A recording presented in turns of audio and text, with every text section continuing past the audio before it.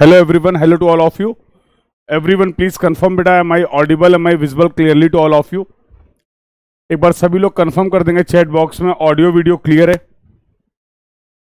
Audio video is clear to everyone. Everyone please confirm in the chat box. Good evening, good evening, good evening to all of you. Good evening. How are you all? कैसे हैं आप सभी लोग? How are you all? बेटा DPP के बगल में एक टैब है आपका डीपीपी पीडीएफ. अमन, जब आप ऐप चेक करेंगे तो जहां पर आपको डीपीपी दिख रहा है उसके जस्ट बगल में एक दूसरा पॉइंट है, दूसरा टैब है जहां पर लिखा हुआ DPP PDFs. Just click on the DPP PDF, you will able to download. ठीक है भाई. So I hope you all are good and preparing well for your exam. तो आई होप अब सभी को डीपीपी तो कहां से मिलेगा, कैसे मिलेगा ऐप पर, ये सारी बातें क्लियर हो गई हैं. And yes, today is the last lecture of this course. आज हम लोग कंप्लीट करने वाले हैं अपने सब्जेक्ट को, that is the surveying. So till now we have discussed all the basic surveying. और लास्ट क्लास में जो डिस्कशन हम लोगों ने कंप्लीट किया था that was related to the photogrammetry survey. So I hope the discussion till the last class is clear to everyone. DPP का solution कब से मिलेगा? तो फ्रॉम मंडे ऑनवर्ड्स आपके सॉल्यूशन अपलोड होने लगेंगे. तो ऐप पर ही आपको डीपीपी का वीडियो सॉल्यूशन मिल जाएगा where I will discuss all the DPP. तो कुछ कंसेप्ट्स भी वहां पर डिस्कस करेंगे, सॉल्यूशन पार्ट भी देखेंगे. तो मंडे के बाद से मंडे से आपके सॉल्यूशन अपलोड होना शुरू हो जाएंगे and you will get solution for all the DPP. इस कोर्स में जितने भी डीपीपी आपने कंप्लीट किए हैं, जितने भी डीपीपी अपलोड हुए हैं, one by one you will get the solution of all the DPP.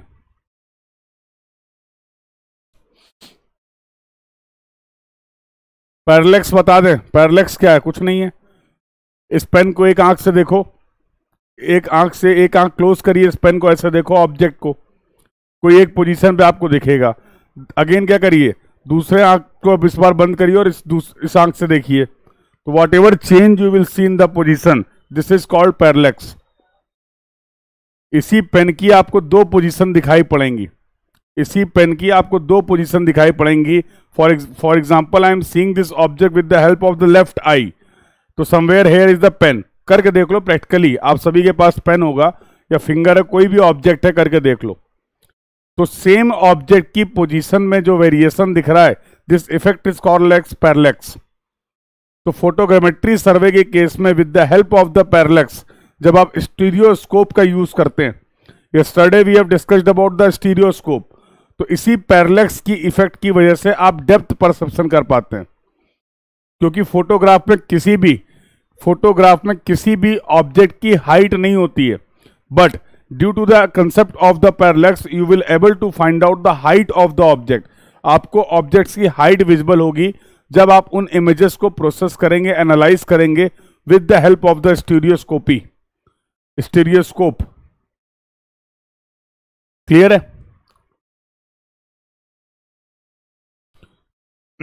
तो that was not part of our discussion. GATE exam point of view से बात करें तो वो डिस्कशन का पार्ट नहीं था, but this was the question that why I have answered. Again I am repeating, जो टॉपिक आपने मॉडर्न सर्वेइंग में पढ़े हैं बहुत ही वास्ट टॉपिक है. फॉर एग्जाम्पल आज की क्लास में हम लोग 3 टॉपिक के बारे में बात करने वाले हैं, GPS, GIS and remote sensing. और अगर आप बात करें तो जीपीएस, जीआईएस, रिमोट सेंसिंग इतने वास्ट टॉपिक, इतने वाइड टॉपिक हैं कि you can pursue your higher education in a particular field. तो 2 साल का एमटेक, 5 साल की पीएचडी कर सकते हैं आप जीपीएस की फील्ड में. 2 साल का एमटेक, 5 साल की पीएचडी कर सकते हैं आप in the field of remote sensing, in the field of GIS, in the field of lidar. But again whatever discussion we are conducting in the class as per our exam point of view. तो जो हमारी exam की requirement है, जो हमारे syllabus की requirement है, from that point of view we are discussing. तो जब मैंने आपको टॉपिक इंट्रोड्यूस किए होंगे तब भी मैंने आपको बताया था we will discuss about the basics of, और you can say the very basics of GPS, GIS and remote sensing. तो अभी पढ़ेंगे हम लोग, आइडिया लग जाएगा.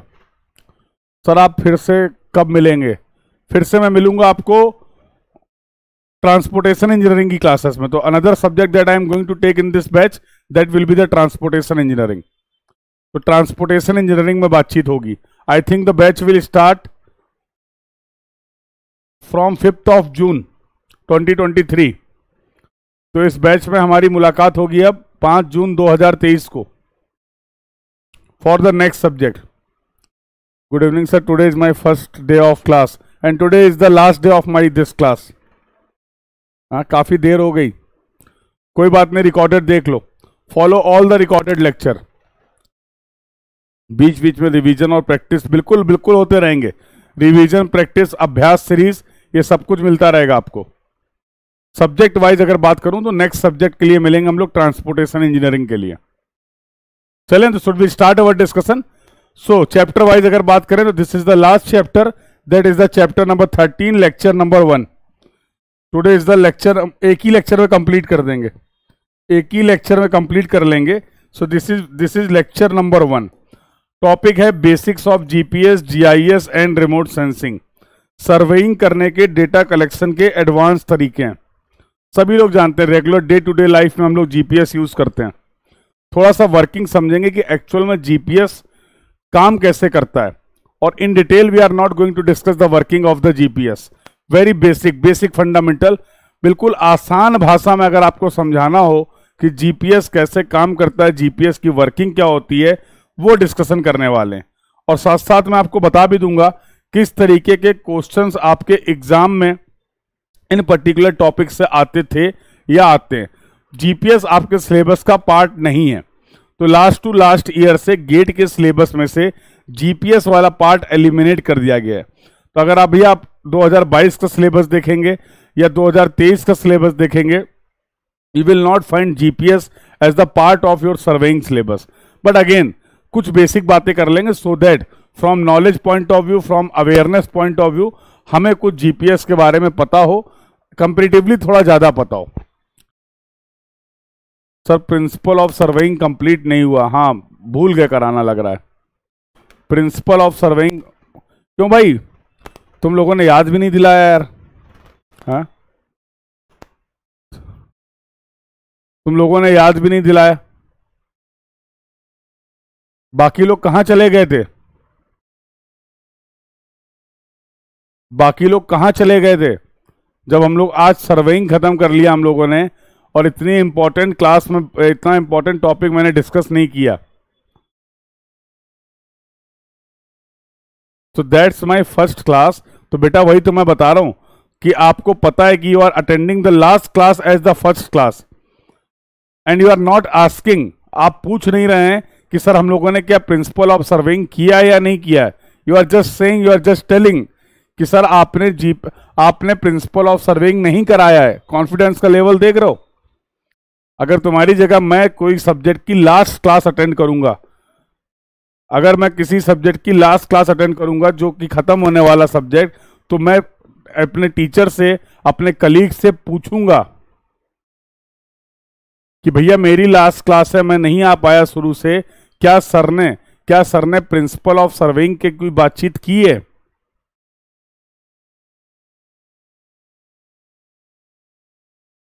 But what you are saying sir आपने प्रिंसिपल ऑफ सर्वेइंग नहीं कराया है। There is a difference and just try to understand this difference.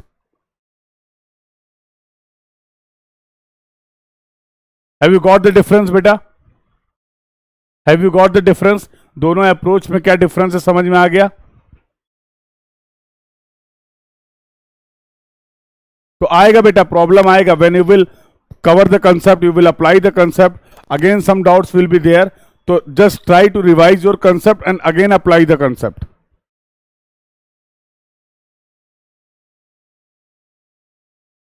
ठीक है, तो बेटा we have covered all the aspects of the surveying, और हम लोगों ने बात करी है प्रिंसिपल ऑफ सर्वेइंग की।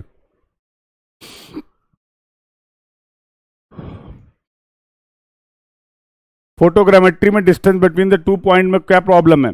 With the help of the photographic coordinates, किन्हीं भी 2 पॉइंट्स के कोऑर्डिनेट्स को, स्पेशली फोटोग्राफ के कोऑर्डिनेट्स को मैं डिफाइन कर सकता हूं। तो with the help of the simple geometry, simple geometry के हेल्प से आपने फोटोग्राफिक कोऑर्डिनेट्स को रिलेट कर दिया था ग्राउंड कोऑर्डिनेट्स में। वो एक्चुअल में कोऑर्डिनेट्स आप डिफाइन नहीं कर रहे हैं। With the help of the geometry we have defined those point कि how we can find out the ground coordinates with the help of the photographic coordinates. तो जो पॉइंट्स आपके पास फोटोग्राफ में अवेलेबल हैं उनके कोऑर्डिनेट्स आपके पास अवेलेबल हैं। Just with the help of those data I try to find out the coordinate of the ground points. Corresponding जो ग्राउंड पॉइंट्स हैं उनके कोऑर्डिनेट्स को आपने डिफाइन किया। And once we know the coordinates of two points, अगर मुझे किसी भी दो पॉइंट्स के कोऑर्डिनेट्स पता हैं तो simply I can find out the distance between those point. Clear है? तो ये सिंपल सी कहानी थी। चलो काफी वास्ट में चीजें हैं तो अब इसको स्टार्ट करते हैं so that we will able to complete systematically and effectively. तो लेट्स स्टार्ट द डिस्कशन बेटा। तो जीपीएस, जीआईएस और रिमोट सेंसिंग के बारे में कुछ बेसिक जान पहचान कर लेते हैं। तो जीपीएस स्टैंड्स फॉर कोई फुल फॉर्म बताएगा तो कई एग्जाम में तो इसका फुल फॉर्म ही आ गया है।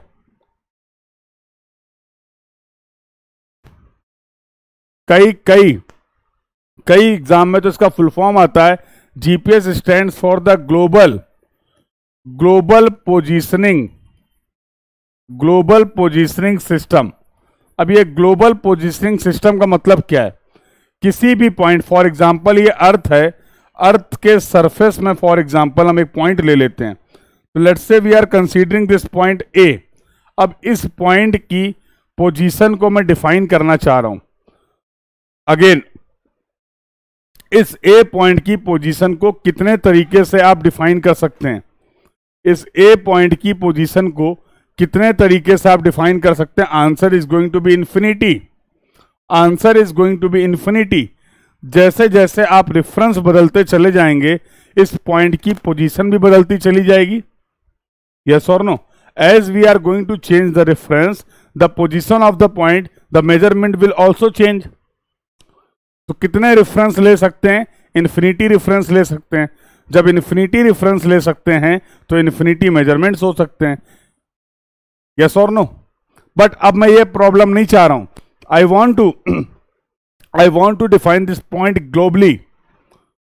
मतलब अगर इस पॉइंट की पोजीशन को मैं डिफाइन करूं, same position, the position is not going to be change, that means the reference would be fix.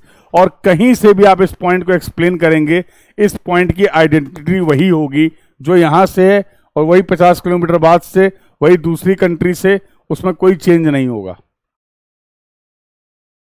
तो मैंने लग रहा कुछ ज्यादा ही बड़ी बातें कर गए हम लोग। अभी तक हम लोग सर्वेइंग कर रहे थे, थोड़े थोड़े पॉइंट्स की पोजीशन को डिफाइन कर रहे थे, अब हम कुछ ज्यादा ही बड़ी बातें कर गए।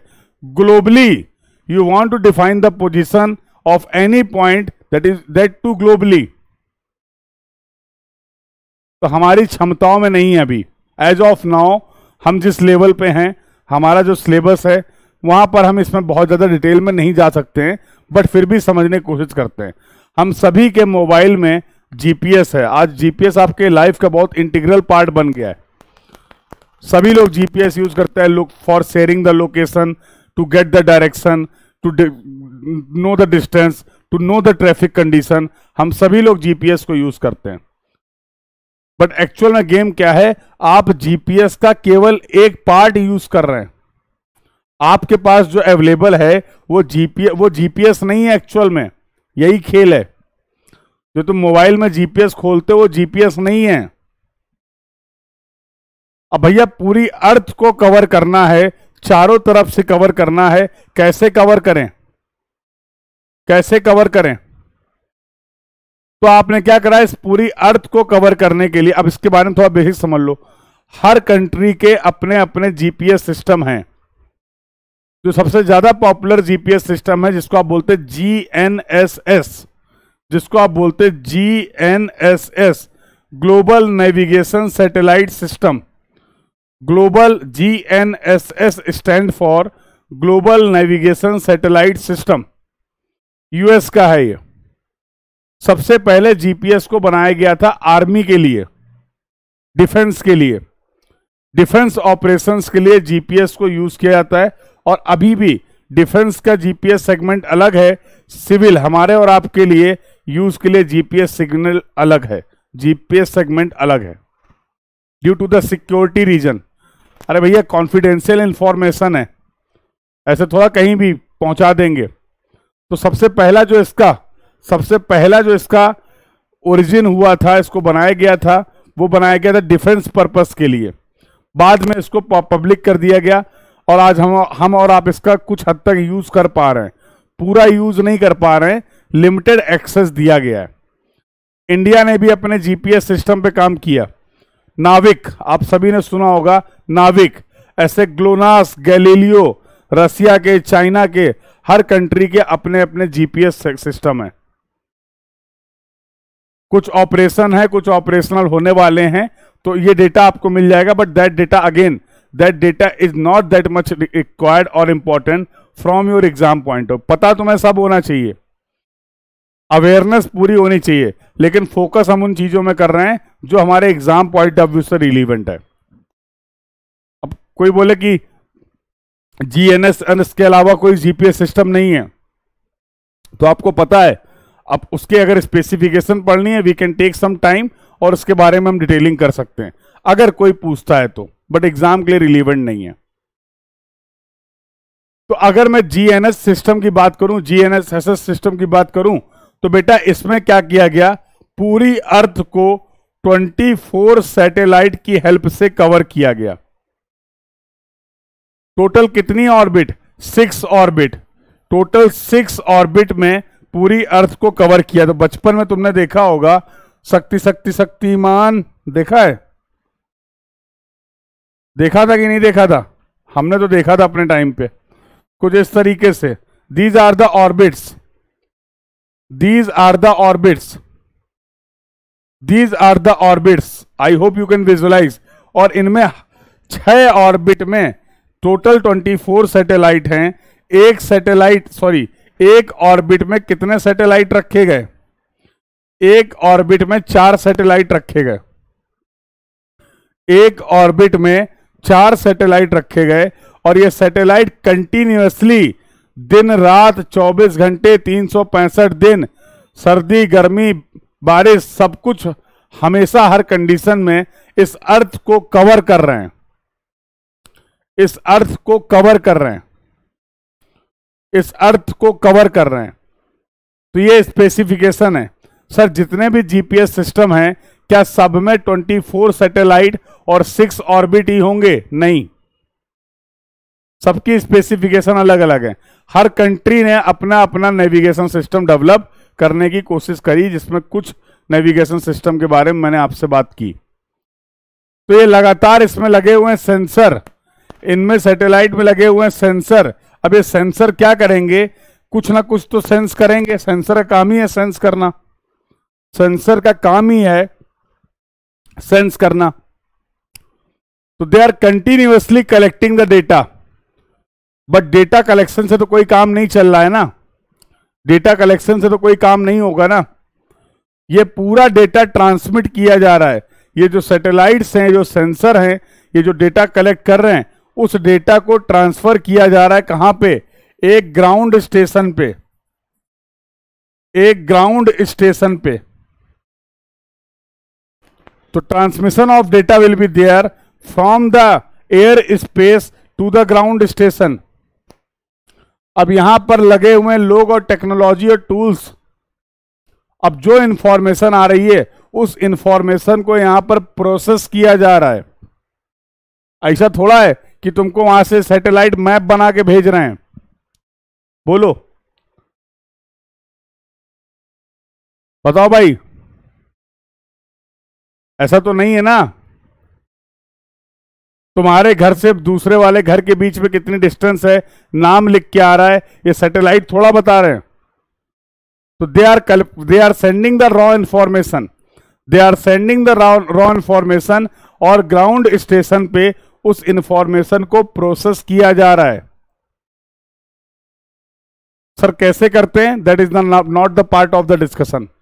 तो कहां कहां पर मैं लिमिट कर रहा हूं बता दे रहा हूं मैं आपको। We are going to discuss only the very basic concept of the GPS. इतना आसान है नहीं, ये भी मैं बता दे रहा हूं। इतना आसान है नहीं, बट जानकारी पॉइंट ऑफ व्यू से इतना पता होना चाहिए। और इसके बाद after the data processing finally ये डेटा आपके यूजर तक पहुंचाया जा रहा है। जैसी आपकी रिक्वायरमेंट है, डिफेंस सर्विसेज के लिए रिक्वायरमेंट है, सिविल सर्विसेज के लिए रिक्वायरमेंट है, ट्रांसपोर्टेशन के लिए, मैपिंग के लिए, फाइंडिंग द रूट, अलग अलग तरीके से अपने यूजर को इंफॉर्मेशन प्रोवाइड कराई जा रही है। तो गिने चुने सवाल हैं जो आपके यहां से आते हैं, जिनको आपको पता होना चाहिए। पहला, full form of GPS, global positioning system. दूसरा, full form of GNSS, global navigation satellite system. Global navigation satellite system developed for US Army, US Defense. What are the specification of the GNSS? Total 24 satellites are there, covering the entire Earth in 6 orbits. In each orbit, there are 4 satellites. These satellites are transferring the data to the ground station, और यहां पर आप data को process कर रहे हैं, यहां पर आप डेटा को प्रोसेस कर रहे हैं और फाइनली उस डेटा को यूजफुल बना रहे हैं, प्रोवाइड कर रहे हैं अपने यूजर को। तो एक्चुअल में जो हमारे मोबाइल में जीपीएस है वो है जीपीएस का रिसीवर, वो है जीपीएस का रिसीवर। सेंडर कौन है? सेंडर तो सैटेलाइट है ना, वहां से इंफॉर्मेशन कौन भेज रहा है? वो तो सैटेलाइट है। हमारे पास जो डिवाइस है उसको बोलते हैं रिसीवर। तो अब इसका तरीका क्या है, इसको ये भी समझो। इतने सैटेलाइट्स क्यों भेजे? क्योंकि हम यहां पर टोटल 4 क्वांटिटीज का मेजरमेंट कर रहे हैं। किसी भी पॉइंट की पोजीशन को, अरे यूसुफ बता तो दिया बेटा 4 बार, मत करो मत करो, बच्चों ने लिख भी दिया है। हाँ, कैसी बातें कर रहे हो? ठीक है।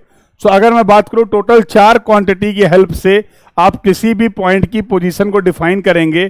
पहला है तुम्हारा एक्स कोऑर्डिनेट, दूसरा है वाई कोऑर्डिनेट, तीसरा है जेड कोऑर्डिनेट और चौथा है टाइम। सिग्नल को रिसीव होने में कितना टाइम लगा। तो अगर इसकी बेसिक वर्किंग की बात करें, इसकी बेसिक वर्किंग की बात करें तो किसी भी पॉइंट की पोजीशन को डिफाइन करने के लिए अगर आप यहां पर रिसीवर लेके खड़े हुए हैं, कम से कम इन 24 में से आपके रिसीवर का कनेक्शन किन्हीं भी 4 सैटेलाइट से होना चाहिए।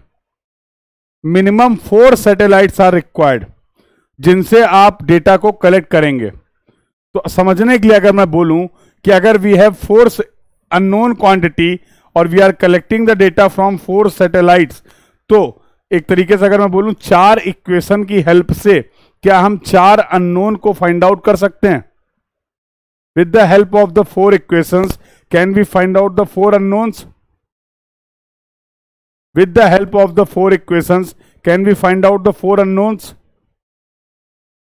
सर, अगर 3 सैटेलाइट से सिग्नल मिल रहा है तो क्या हम पोजीशन को डिफाइन नहीं कर पाएंगे? कर सकते हैं। तो पोजीशन डिफाइन करना इंपॉर्टेंट बात नहीं है, पोजीशन को एक्यूरेटली डिफाइन करना इंपॉर्टेंट बात है। पोजीशन को एक्यूरेटली डिफाइन करना इंपॉर्टेंट बात है।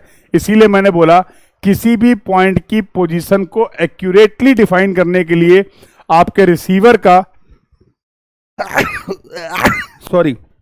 आपके रिसीवर का 4 सैटेलाइट से कनेक्टेड होना जरूरी है। तो इतनी बातें थी बेटा जो आपको पता होनी चाहिए रिलेटेड टू द जीपीएस। कम से कम इतनी बातें हैं जो आपको पता होनी चाहिए।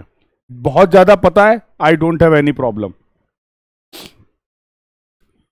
तो एग्जाम पॉइंट ऑफ व्यू से और हर एग्जाम में जीपीएस से रिलेटेड लगभग यही क्वेश्चन आपको देखने को मिलते हैं फ्रिक्वेंटली। गेट के सिलेबस का पार्ट नहीं है, गेट के सिलेबस का पार्ट नहीं है। चले आगे। तो बाकी from your notes point of view सारे चीजें मैंने यहां पर लिख दी है। देखिए, global positioning system, space based. अगर यहां पर बात करें सेगमेंट, जीपीएस के सेगमेंट क्या क्या हैं? तो एक तो आपका हो गया स्पेस सेगमेंट, जहां पर सैटेलाइट आपने प्रोवाइड कर रखे हैं। एक आपका हो गया ग्राउंड कंट्रोल स्टेशन, एक आपका हो गया ग्राउंड कंट्रोल स्टेशन, और तीसरा क्या हो गया आपका, third one is going to be the user segment. ये तीन इंपॉर्टेंट सेगमेंट हैं आपके जीपीएस के, ये तीन इंपॉर्टेंट सेगमेंट हैं आपके जीपीएस के।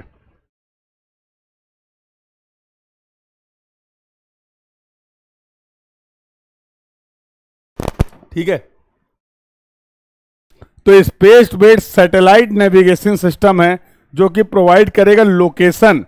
लोकेशन के लिए आप डिफाइन करेंगे X, Y and Z coordinate and time. Fourth quantity क्या है, and time information in all weather. In all weather satellites consist the space segment consist the satellite, ground control station for collecting the data, और user segment. सब तीनों segment बहुत important है, तीनों segment का होना जरूरी है। चलिए, तो नाउ लेट्स टॉक फर्दर। अगर मैं बात करूं, ये सारी चीजें मैं आपको बता चुका हूं। 24 सैटेलाइट इन 6 ऑर्बिट्स, इन 6 ऑर्बिट। किसकी स्पेसिफिकेशन है, GNSS। किसकी स्पेसिफिकेशन है, GNSS। Minimum number of satellite required, minimum number of satellite required for defining the accurate position of the point, that is going to be the 4, that is going to be the 4। चलिए, objective क्या है सब बता दिया आपको, बस relate करा रहा हूं। To determine the position of the observer. यहां पर आप रिसीवर लेके घूम रहे हैं, तो आपके हाथ में जो डिवाइस है जीपीएस का, वो यूजर सेगमेंट है आपका, और वो जीपीएस का रिसीवर है, नॉट सेंडर। तो इस रिसीवर की पोजीशन को आप डिफाइन करते हैं with the help of the satellites data. तो क्या बोला गया, ऑन अ ग्लोब और on the earth. That was the meaning of the global positioning system, that was the meaning of the global positioning system. अगला game क्या बोला आपने, find location of stationary object as well as the moving object. GPS की help से stationary object की position भी आप बता सकते हैं।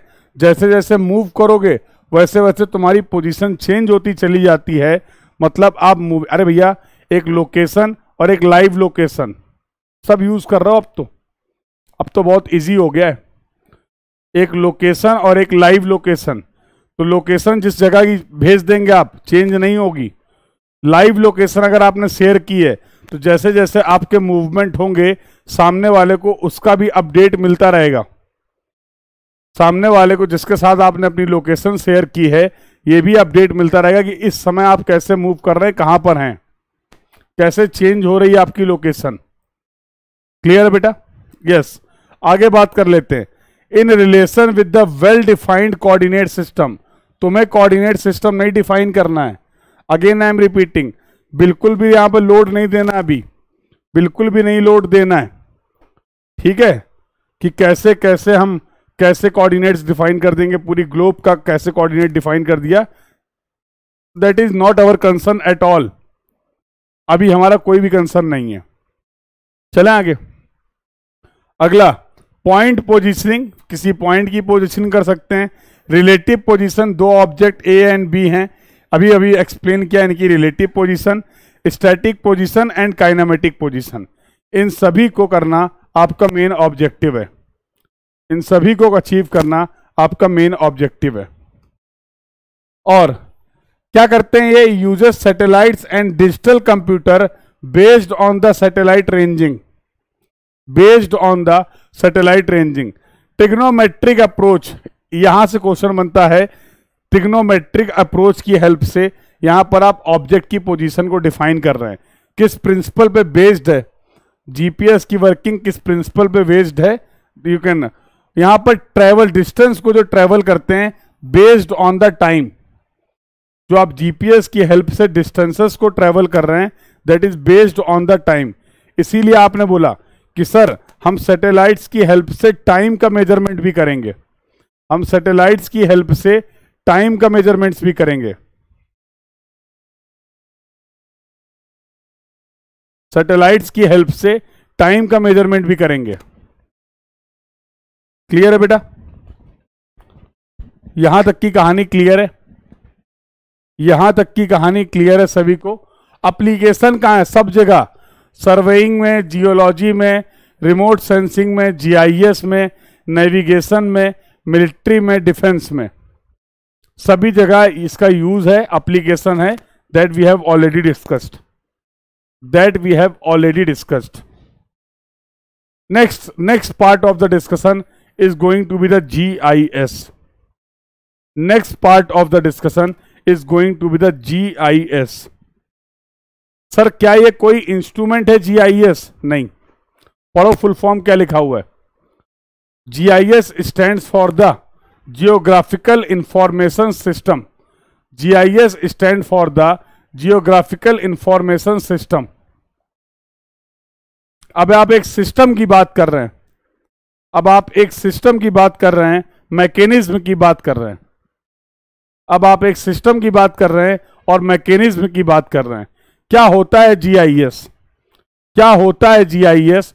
तो geographic information system is a system containing the information which is geographic in nature. तो जितनी भी जियोग्राफिकल इंफॉर्मेशन है, जितनी भी जियोग्राफिकल इंफॉर्मेशन है, उसका पूरा का पूरा मैनेजमेंट, उसका पूरा का पूरा मैनेजमेंट। अब इस मैनेजमेंट में क्या क्या होगा? उस इंफॉर्मेशन को स्टोर करना, सबसे पहले तो उस इंफॉर्मेशन को, जियोग्राफिकल इंफॉर्मेशन को कलेक्ट करना, फिर जियोग्राफिकल इंफॉर्मेशन को स्टोर करना, फिर जियोग्राफिकल इंफॉर्मेशन को प्रोसेस करना, फिर जियोग्राफिकल इंफॉर्मेशन को इंटरप्रेट करना, फिर जियोग्राफिकल इंफॉर्मेशन को मॉडिफाई करना, फिर उस जियोग्राफिकल इंफॉर्मेशन को फाइनली अपने एंड यूजर के लिए यूजफुल बनाना। ये पूरा जो मैनेजमेंट है it will comes under the, it will be the part of the geographical information system. तो जितनी भी जियोग्राफिकल इंफॉर्मेशन है उसका management will comes under the geographical information system. Clear है बेटा? क्लियर है? तो again this full form is important. ये फुल फॉर्म इंपॉर्टेंट है, एग्जाम में पूछ लिया जाता है कि जीआईएस का फुल फॉर्म क्या होता है। ठीक है? GIS can be defined as a system which involves, क्या क्या करता है ये? Collecting, capturing, storing, processing, manipulating, analysing, managing, retrieving, displaying the data. Data मतलब यहां पर क्या है? हमारी geographical information which is essentially reference to the real world और टू द अर्थ। अरे भैया जो दिख रहा है, जो मैन मेड फीचर हैं, जो नेचुरल फीचर्स हैं, उन्हीं की इंफॉर्मेशन की तो हम लोग बातचीत कर रहे हैं। बेसिक ऑफ जीआईएस क्लियर हुआ कि नहीं? क्या होता है जीआईएस ये समझ में आया कि नहीं? क्या होता है जीआईएस ये समझ में आया कि नहीं? बोलो भाई, क्या होता है जीआईएस ये सभी को समझ में आ गया? यस और no? Everyone please confirm in the chat box. Everyone please confirm in the chat box.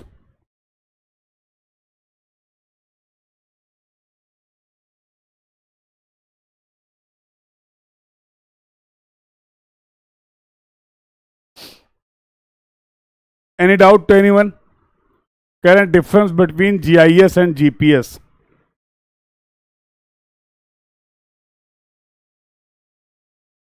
तो डिफरेंस तो तब समझ पाएंगे ना जब दोनों चीजों को, भाई किन्हीं भी दो चीज को आप कंपेयर तब कर पाएंगे जब दोनों चीजों के बारे में पता हो आपको। यस और नो? तभी तो कंपैरिजन होगा। तो अभी जीपीएस के बारे में पता चल गया है, जीआईएस के बारे में पढ़ रहे हैं, जैसे ही जीआईएस को कंप्लीट कर लेंगे ये डिफरेंस भी क्लियर हो जाएगा।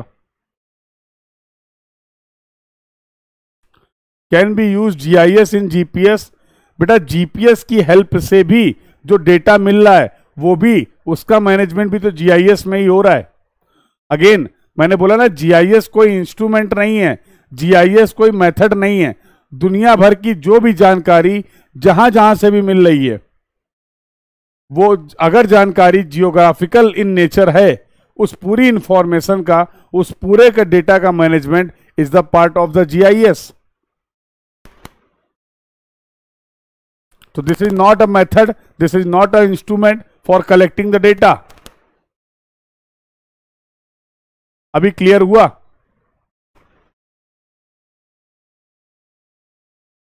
सर जो हम यूज करते हैं वो जीपीएस है या जीआईएस? जीपीएस जो आप यूज करते हैं वो जीपीएस है, आप जीआईएस नहीं यूज करते हैं. अब let me complete first, complete कर लें, ये जो डाउट आ रहे हैं खत्म हो जाएंगे. Let me complete this topic, उसके बाद अगर कोई डाउट रह जाता है यू कैन आस्क मी, तो आप मेरे से डिस्कस कर सकते हैं, नो प्रॉब्लम विद दैट. कर रहे हैं डिस्कस?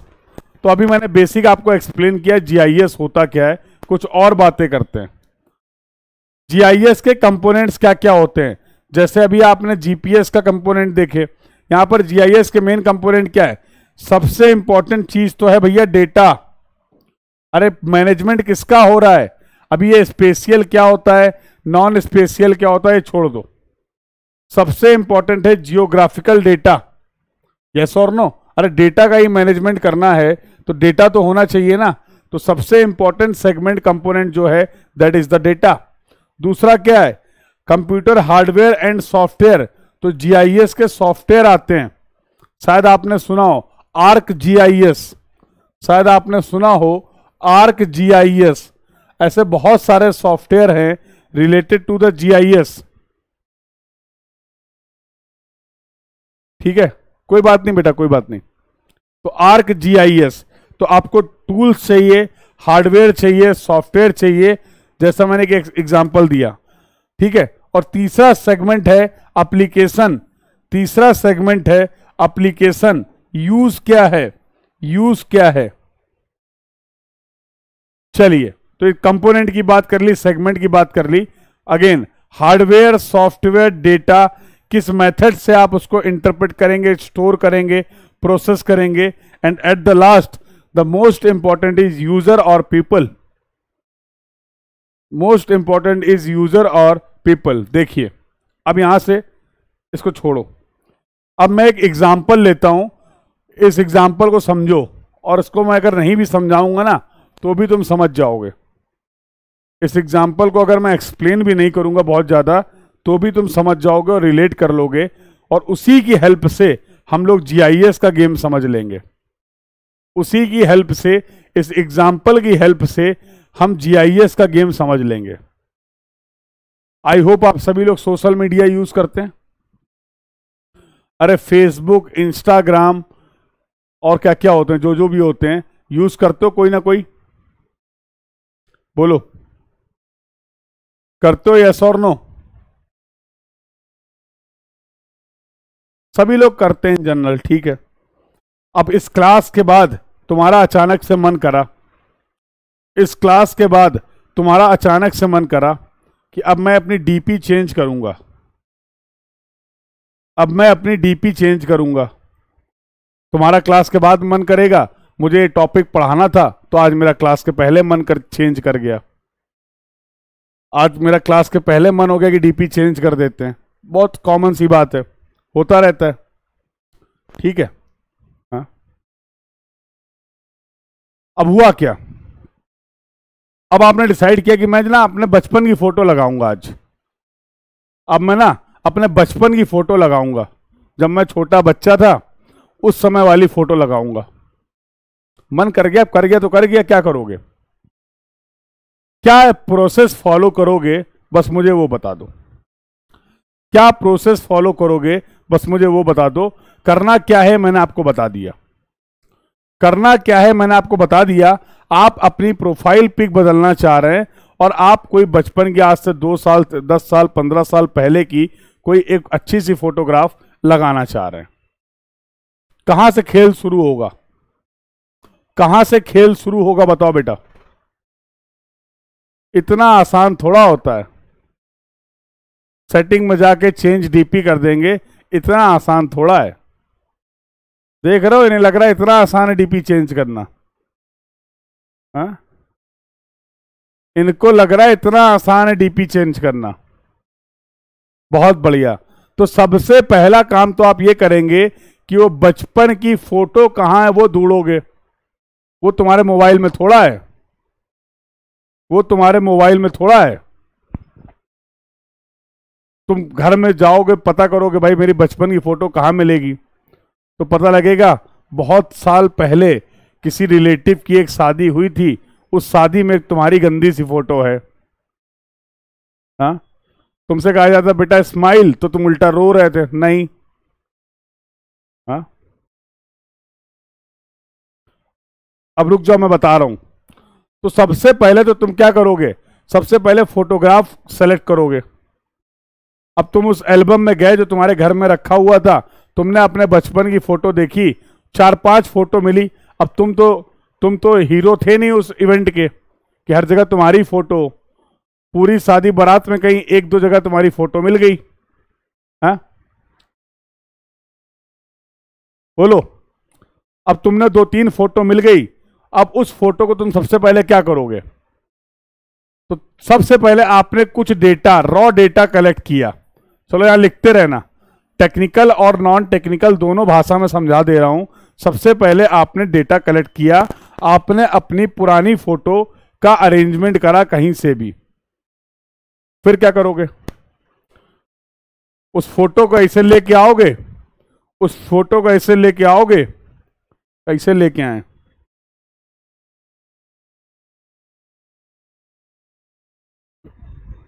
तो उस फोटो को ऐसे लेके आओगे, मोबाइल में खोलोगे, सोशल मीडिया ऐसे लगा दोगे, बोलोगे सर चेंज हो गई डीपी, कर दें, कर दें। अपने मोबाइल में खोल लिया, डीपी आ गई, ऐसे लगा दिया, लो सर चेंज हो गई, मान लें। तो क्या करोगे बताओ ना, तो क्या करोगे, तो सर सबसे पहला काम क्या है, ये जो हमें डेटा मिला है इसको अपनी इच्छाओं के अनुसार हमें इस डेटा को कन्वर्ट करना पड़ेगा। अपनी इच्छाओं के अनुसार इसको डिजायर फॉर्मेट में कन्वर्ट करना पड़ेगा। अब इसके क्या तरीके करोगे तुम हो सकता है उस फोटो को रखो और कैमरे से, मोबाइल से उसका फोटोग्राफ क्लिक कर लो। तुमने उस फिजिकल फोटो को कन्वर्ट कर लिया डिजिटल फोटो में, तुमने उस फिजिकल फोटो को कन्वर्ट कर लिया डिजिटल फोटो में, कर लिया, बोलो हाँ। मेरे लाल, जब तुम उसको डिजिटल फॉर्मेट में कन्वर्ट कर रहे थे, तुम्हें नहीं लगता है उसके लिए कुछ जरूरी थी चीजें, उस कन्वर्जन के लिए कुछ चीजें जरूरी थी। क्या जरूरी था, क्या जरूरी था, सर मुझे कुछ हार्डवेयर चाहिए थे। अबे मोबाइल क्या है, हार्डवेयर। सर मुझे कुछ सॉफ्टवेयर चाहिए थे, कैमरा चाहिए था, गैलरी में पहुंचे फोटो। हाँ, तो हार्डवेयर सॉफ्टवेयर रिसोर्सेज चाहिए थे कि नहीं चाहिए थे। और इसके बाद जब आपने इसको डिजायर्ड फॉर्मेट में कन्वर्ट कर दिया, अभी भी चीजें इतनी आसान नहीं है। तो कोई पूछ रहा था अभी कि सर ये मैनिपुलेशन क्या होता है, डेटा को मैनिपुलेट कैसे करेंगे, एडिट कैसे करेंगे, अभी सब बता रहा हूं। अब तुम्हारे पास फाइनली फोटो आ गई है, अब तुम उसमें शुरू करोगे खेल। अब तुम उसमें असली खेल तो अब शुरू करोगे, असली खेल तो अब शुरू होगा। उस डेटा का, उस इमेज का आप प्रोसेसिंग स्टार्ट करेंगे। तो थे तुम ऐसे इसको इतना सुंदर बना दोगे, इतना सुंदर बना दोगे कि खुद ही ना पहचान पा रहे, पता लगे कि हम ही हैं कि कोई और है। दे फिल्टर, दे फिल्टर, दे फिल्टर। हाँ, कभी कान आ जाएंगे, कभी कुछ आ जाएगा, लगाए रहो लगाए रहो, कोई ना कोई तो काम करेगा ही। अच्छा सच सच बताना, करते हो कि नहीं, झूठ नहीं बोलना, सच सच बताना। हाँ, सब करते हैं, कैसी बातें कर रहे हो तुम, सब करते हैं। हाँ, जैसी फोटो आती है मोबाइल में, कभी अपलोड करके दिखाओ।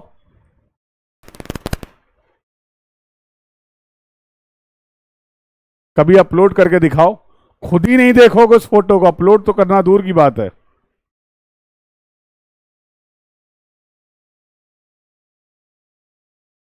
हाँ? करते हो कि नहीं करते हो ऐसा? अरे मैं इन जनरल बात कर रहा हूं। तुम लोग डाइवर्ट बहुत जल्दी हो जाते हो भाई। अरे थोड़ा बहुत तो एडिट करोगे ही। अरे क्रॉप करोगे, थोड़ा सा टेक्सचर उसका चेंज करोगे, कुछ ना कुछ तो करोगे।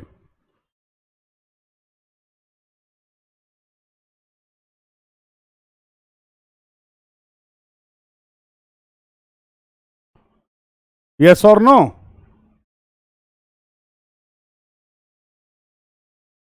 करते हो कि नहीं? बिल्कुल। अरे मैं आपको बस ये बताना चाह रहा था कि डेटा की प्रोसेसिंग का मतलब क्या होता है। डेटा की प्रोसेसिंग का मतलब क्या होता है? आप उसको एडिट करेंगे, आप उसको प्रोसेस करेंगे, आप उसको मैनिपुलेट करेंगे, कुछ चेंजेस इनकॉर्पोरेट करेंगे अपनी आवश्यकताओं के अनुसार, अपनी चाहतों के अनुसार। एग्जाम्पल दिया रिलेट करने के लिए, क्योंकि ऐसी चीजें तुम्हें ज्यादा याद रहती हैं और रियलिस्टिक भी है। अब जीआईएस तो कभी नहीं जाके पूरा सिस्टम देखा है, ये हम रोज करते रहते हैं, तो हम इसको रिलेट कर पाएंगे, इसलिए एग्जाम्पल बता रहा हूं।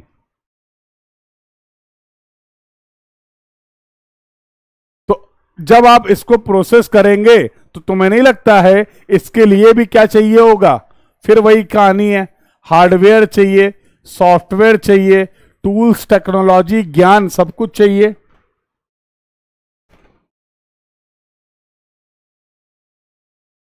यस और नो? अगला गेम क्या आया? अब जो प्रोसेस किया है उसको सेव करोगे कि नहीं करोगे? डेटा को सेव करोगे कि नहीं करोगे, बोलो। जो फोटो फाइनल एडिट, तो एक आता नहीं है बिफोर और अभी, नाउ। तो जब फिल्टर विल्टर लगाते हो तो बताता है पहले तुम ऐसे लग रहे थे, हाँ अब तुम ऐसे लग रहे हो। बताता है कि नहीं बताता है?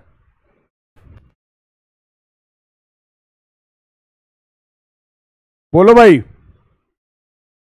तो जो भी जो फाइनल हुआ उसको सेव कर लेते हैं, उसको स्टोर कर लेते हैं, उसको सेव कर लेते हैं, उसको स्टोर कर लेते हैं। अगला गेम क्या है?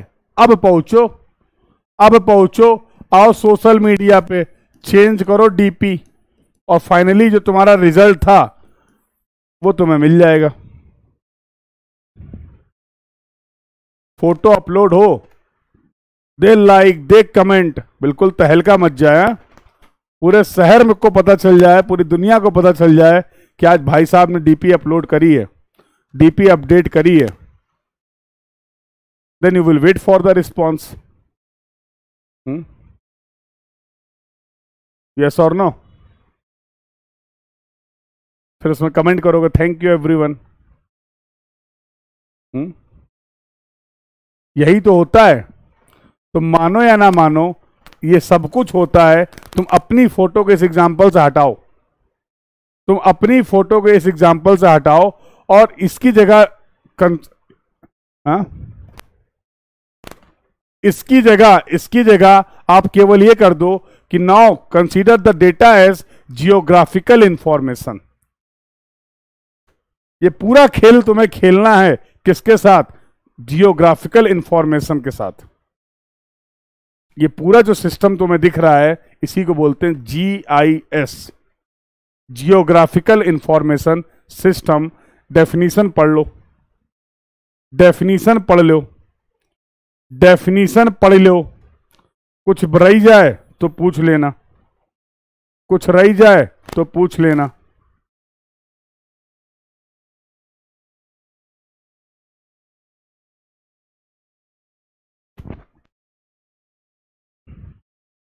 डेफिनीशन पढ़ लो, कुछ रही जाए तो बता देना।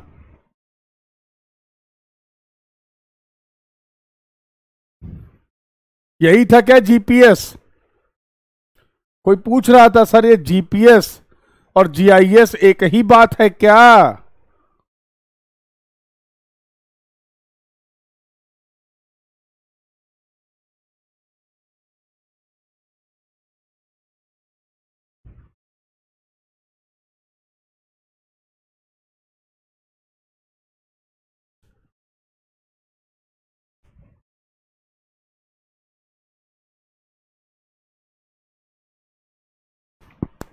चलिए चलिए, अब खेल यहां पर असली ये शुरू होता है, यही पूरा प्रोसेस बता रहा हूं।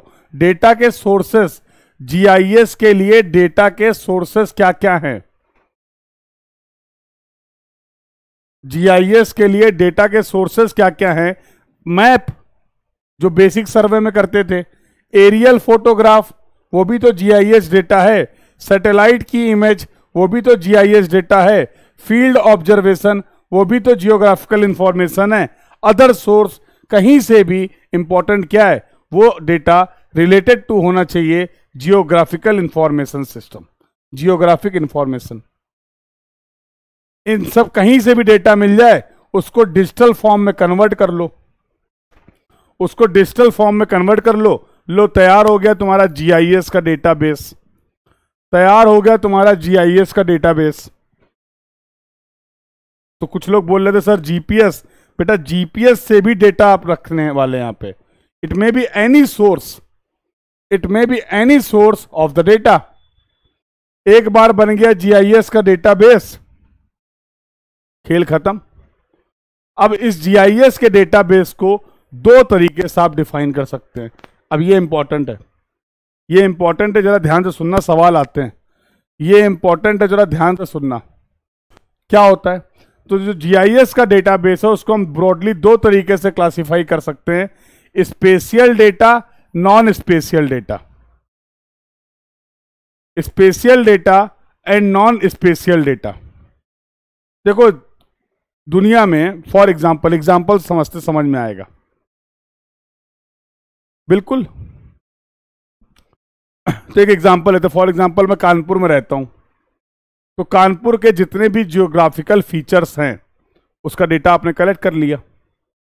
आप जिस शहर में रहते हो उसको एज्यूम कर लो। तो geographical information of that city you have collected. Sir कैसे कलेक्ट करेंगे? 50 तरीके थे पीछे बता दिए। अब देखो ये जो इंफॉर्मेशन आपको दिख रही है, जियोग्राफिकल इंफॉर्मेशन है, इसको हम दो तरीके से डिस्क्राइब कर रहे हैं। एक है पहला स्पेशियल डेटा फॉर्मेट, बहुत ध्यान से समझना। स्पेशियल डेटा फॉर्मेट का मतलब ये है जो चीजें जैसी दिख रही हैं वही डेटा आपने ले लिया है।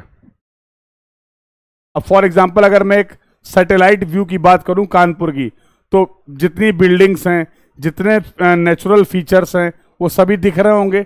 जहां पार्क है वहां पार्क दिखेगा, जहां पर पॉन्ड है वहां पॉन्ड दिखेगा, जहां हिल है वहां हिल दिखेगा, जहां बिल्डिंग है वहां बिल्डिंग दिखेगी, जहां पे ट्री है वहां ट्री दिखेंगे। ये सब कुछ दिख रहा होगा, यस और नो? तो सैटेलाइट मैप व्यू की बात करें तो ये सैटेलाइट व्यू में सारी इंफॉर्मेशन दिख रही होगी, उसको आप बोलते हैं spatial data format. SK temple नहीं, JK temple, JK temple, JK temple, JK temple दिख जाएगा तुम्हें, ग्रीन पार्क दिख जाएगा, सब दिख जाएगा। कानपुर रेलवे स्टेशन दिख जाएगा, कानपुर एयरपोर्ट दिख जाएगा, सब दिख जाएगा। हाँ समझ गए बेटा इस बात को?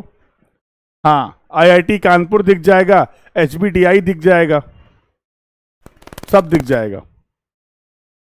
हाँ हाँ, कुल्फी भी खा लो, लड्डू भी खा लो, जो पढ़ा रहे वो ना पढ़ो, देख रहे हो? जो पढ़ा रहे वो ना पढ़ो बस।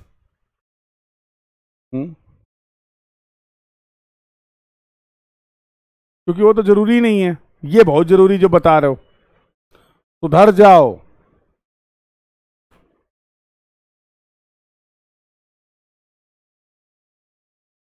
ठीक है, चले आगे। तो स्पेशियल, स्पेशियल फॉर्मेट का मतलब है जो चीजें जैसी दिख रही हैं उसी फॉर्मेट में आपने डेटा को रिप्रेजेंट किया है, तो वो होगा स्पेशियल डेटा फॉर्मेट। देखो लिखा है spatial data, spatial data is the geographical representation of the feature.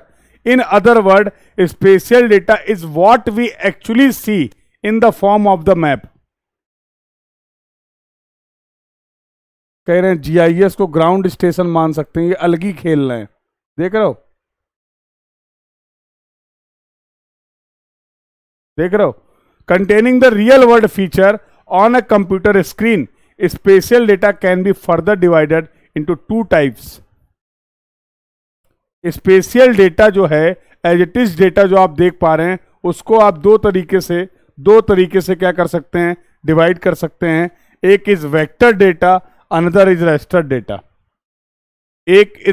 One is vector data and another is raster data. अब वेक्टर और रेस्टर का गेम क्या है ये भी समझ लेते हैं. वेक्टर डेटा के केस में आप इंफॉर्मेशन को रिप्रेजेंट करते हैं पॉइंट, लाइन और पॉलीगन. पॉइंट, लाइन और पॉलीगन की हेल्प से.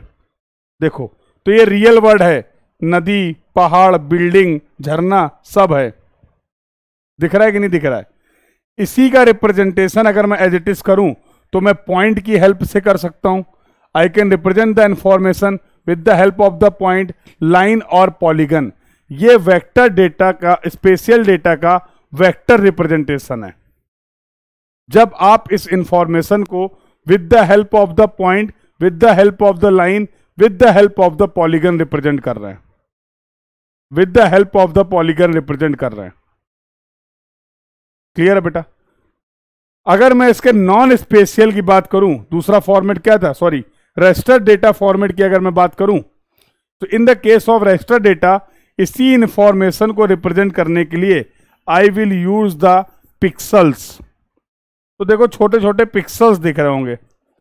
छोटे छोटे पिक्सल्स की हेल्प से अब आपने देखो यहां पर पानी जो है, ये जो रिवर दिख रही है, छोटे छोटे पिक्सल्स, फोटोग्राफ में जैसे आपको दिखते हैं पिक्सल्स, उसकी हेल्प से इस डेटा को रिप्रेजेंट किया है. This is the raster representation. Again I am repeating, spatial data मतलब रियल वर्ल्ड में जो डेटा है, जो इंफॉर्मेशन है, एज इट इज जो है दिख रहा वही, जो दिख रहा वही इंफॉर्मेशन, रियल इंफॉर्मेशन. इसका रिप्रेजेंटेशन दो तरीके से आपने कर दिया, vector format, raster format. Vector format में उस इंफॉर्मेशन को रिप्रेजेंट करने के लिए we will use the point, line और पॉलीगन. रेस्टर फॉर्मेट में उसी इंफॉर्मेशन को रिप्रेजेंट करने के लिए we will use the pixels. Pixels की हेल्प से आप इंफॉर्मेशन को, फीचर की डिटेल को रिप्रेजेंट कर रहे हैं, रिप्रेजेंट कर रहे हैं. तो ये बेटा बात हो गई, ये बात हो गई आपके, देखो point, line, polygon, point, line, polygon. Point, line और पॉलीगन की हेल्प से उस फीचर की डिटेल को आपने रिप्रेजेंट कर दिया. आगे बात चलें. अब रेस्टर डिस्प्ले क्या ये समझो. तो वेक्टर समझ गए, रेस्टर अभी मैंने आपको बताया. इसको अगर आप देखोगे तो यहां पर इंफॉर्मेशन को रिप्रेजेंट किया गया है with the help of the pixels, with the help of the pixels. ये जो ब्लू कलर दिख रहा है ना, ये मल्टीपल पिक्सल्स हैं, ये मल्टीपल पिक्सल्स हैं. इस तरीके से आप इसको रिप्रेजेंट कर रहे हैं. वो इतने पास पास हैं, इतने क्लोज हैं कि आपको ये पूरा एक फीचर दिख रहा है, बट इसका जो रिप्रेजेंटेशन किया गया है वो पिक्सल्स की हेल्प से किया गया है. क्लियर बेटा? आगे आओ, जो इंपॉर्टेंट है नॉन स्पेशियल डेटा. अगला जो डिस्कशन है दैट इज रिलेट, ये तो बातें कर ली स्पेशियल की. Now we are talking about the non spatial data. Now we are talking about the non spatial data. Spatial data, फिर से मैं रिपीट कर रहा हूं, ध्यान से सुनना. स्पेशियल डेटा का मतलब था जो भी जियोग्राफिकल फीचर्स हैं उनका एज इट इज रिप्रेजेंटेशन. नदी है तो नदी, बिल्डिंग है तो बिल्डिंग. अब उस बिल्डिंग को आप पॉइंट, लाइन और पॉलीगन से रिप्रेजेंट कर रहे हो तो वेक्टर फॉर्मेट हो जाएगा स्पेशियल डेटा का. अब उस बिल्डिंग को आप, उस नदी को आप पिक्सल्स के फॉर्म में रिप्रेजेंट कर रहे हो तो उसी स्पेशियल डाटा का वो रेस्टर रिप्रेजेंटेशन हो जाएगा. But what do you mean by the non spatial data? भैया जो कानपुर का मैप तुम्हें दिखाया था, कानपुर का जो तुम्हें मैप दिखाया था कि भैया वो जेके मंदिर है, वो HBTI है, वो IIT कानपुर है, वो कानपुर रेलवे स्टेशन है, वो आपका कानपुर एयरपोर्ट है, ये सारे फीचर्स तो तुम्हें दिख रहे थे. बट तुम्हें नहीं लगता है कानपुर के इन फीचर्स से रिलेटेड कुछ और भी इंफॉर्मेशन हो सकती है? जैसे कानपुर की पॉपुलेशन क्या है, कानपुर रेलवे स्टेशन में कितने प्लेटफॉर्म हैं, कानपुर एयरपोर्ट में कितने टर्मिनल हैं, फॉर एग्जाम्पल HBTI कानपुर में कितने एकेडमिक ब्लॉक हैं, IIT कानपुर में कितने डिपार्टमेंट हैं, ये भी तो हो सकती है इंफॉर्मेशन। वो उस मैप में कहां दिख रही है, कितने नंबर ऑफ स्टूडेंट्स हैं, कितने अंडर ग्रेजुएट हैं, कितने पोस्ट ग्रेजुएट हैं, कितने PhD हैं, कितने पोस्ट डॉक हैं, कितने फैकल्टी हैं, कितने असिस्टेंट प्रोफेसर हैं, कितने प्रोफेसर हैं, कितने एसोसिएट प्रोफेसर हैं, कितना टेक्निकल स्टाफ है, कितना नॉन टेक्निकल स्टाफ है, ये भी तो IIT कानपुर का ही तो डेटा है। बोलो, तो मैप में तुम्हें वो तो दिख गया था कि हाँ ये IIT कानपुर है, but there is some also some other associated data जो आपको रिप्रेजेंट करना है। तो वो जो रियल फीचर्स दिख रहे थे ना, जो अभी मैंने एग्जांपल्स दिए, इस तरीके के डेटा को हम लोग बोलते हैं non spatial data. Non spatial data, non spatial data. तो यहां पर शायद था भी पॉलिटिकल बाउंड्रीज, ये अच्छा, ये तो आपने वही रिप्रेजेंट, सॉरी हाँ। तो लाइक पॉपुलेशन, पॉपुलेशन क्या है, मेल फीमेल, कितनी मेल पॉपुलेशन है, कितनी फीमेल पॉपुलेशन है, कितनी 60+ पॉपुलेशन है, लाइक एक्सेट्रा। तो दीज आर सम, उनके डेजिग्नेशन क्या है, उनकी पोस्ट क्या है, बहुत सारी ऐसी अदर इंफॉर्मेशन है जो उस फीचर के लिए रिलीवेंट है। ऐसी इंफॉर्मेशन को हम बोलते हैं नॉन स्पेशियल डेटा। तो GIS के डेटा को आपने ब्रॉडली क्लासिफाई किया, spatial data, non spatial data. Spatial data को रिप्रेजेंट करने के लिए आपने दो फॉर्मेट की बात की, वेक्टर फॉर्मेट और रेस्टर फॉर्मेट। वेक्टर फॉर्मेट और रेस्टर फॉर्मेट, क्लियर है? क्लियर है बेटा? The point is clear to everyone, yes और no? The discussion till now is clear to everyone, yes और नो? तो ये कुछ इंपॉर्टेंट बातचीत हम लोगों ने कर ली रिलेटेड टू द GIS। अरे भैया सारा खेल तो जिंदगी में डेटा का ही है। तो GIS का एप्लीकेशन कहां कहां है? सब जगह है। GIS का एप्लीकेशन हर जगह। देखो जो भी तुम्हें समझ में आ रहा है भैया, हर फील्ड में चाहिए तो डेटा ही। तो GIS का फील्ड कहां, एप्लीकेशन कहां कहां देखने को मिल रहा है आपको? कंजर्वेशन एंड मॉनिटरिंग, एनवायरमेंट में है, जियोलॉजी में है, एग्रीकल्चर में है, अर्बन प्लानिंग में है, सब जगह है। नेचुरल रिसोर्स मैनेजमेंट में है, नेचुरल हजार्ड मैनेजमेंट में है, लैंड इंफॉर्मेशन सिस्टम में है, यूटिलिटी में है। अब यहां पर देखो एक इंपॉर्टेंट पॉइंट है जो आपको समझना, यहां से सवाल आता है। यहां पर लिखा हुआ है नेचुरल हजार्ड मैनेजमेंट में अर्थक्वेक। GIS की हेल्प से हम अर्थक्वेक को प्रिडिक्ट नहीं कर सकते। ये पूछ लेता है आपसे, एग्जाम में पूछ लिया जाता है कि क्या GIS की हेल्प से अर्थक्वेक कहां पर आएगा, कितना आएगा, ये आप बता सकते हैं? Answer is no. We can not predict the earthquake with the help of the GIS। लेकिन ये जितनी भी समस्याएं हैं अर्थक्वेक की वजह से, सूखा पड़ गया, आग लग गई, फ्लड आ गया, लैंडस्लाइड हो गया, वॉल्केनो हो गया, इनकी वजह से जो भी हजार्ड है उसको मैनेज करने में GIS का डेटा यूजफुल होगा।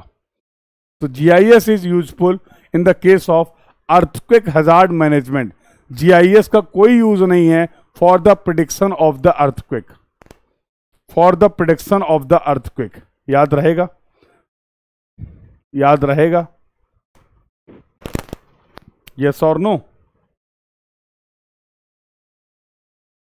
यस और नो? तो बेटा ये बातें थी related to the GIS। So in this way आज की क्लास में हम लोगों ने दो टॉपिक को कवर कर लिया। We have discuss some basic understanding of the GPS and of the GIS। एक बार पहले सभी लोग कंफर्म कर देंगे, the discussion till now is clear to everyone, yes और यस? यहां तक की सभी बातें सभी को क्लियर हैं? यहां तक कि सभी बातें सभी को क्लियर हैं?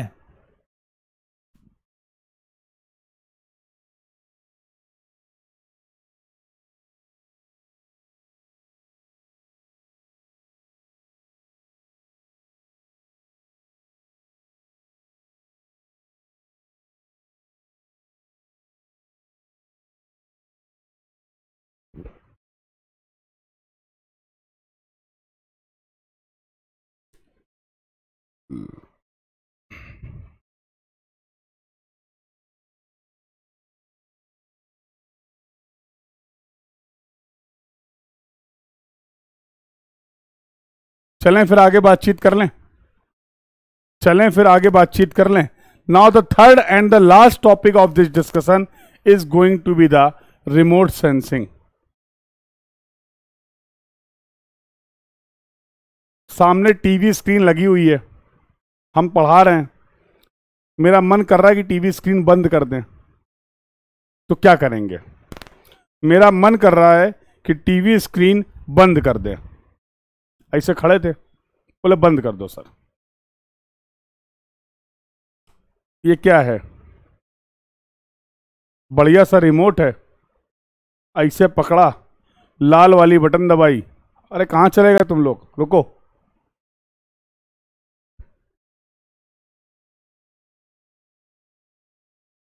अगर ये रिमोट नहीं होता तो उठ के जाते, स्विच बोर्ड पे स्विच को ऑफ करते।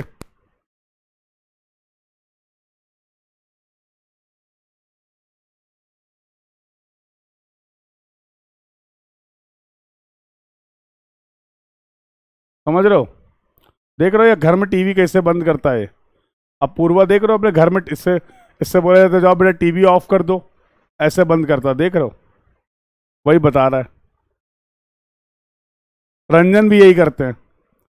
रंजन के घर वालों ने बोला बेटा टीवी ऑफ कर दो, कह रहा रुको, अपने तरीके से ऑफ करेंगे।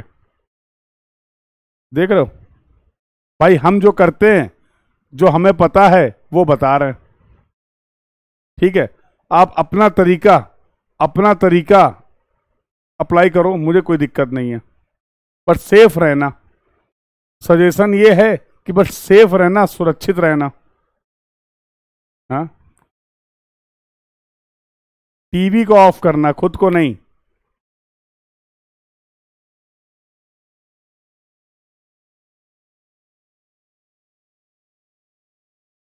चलें आगे, चलें आगे। तो जब मैंने अभी रिमोट से टीवी को ऑफ किया या ऑन किया, तो क्या मैं टीवी के साथ कांटेक्ट में था?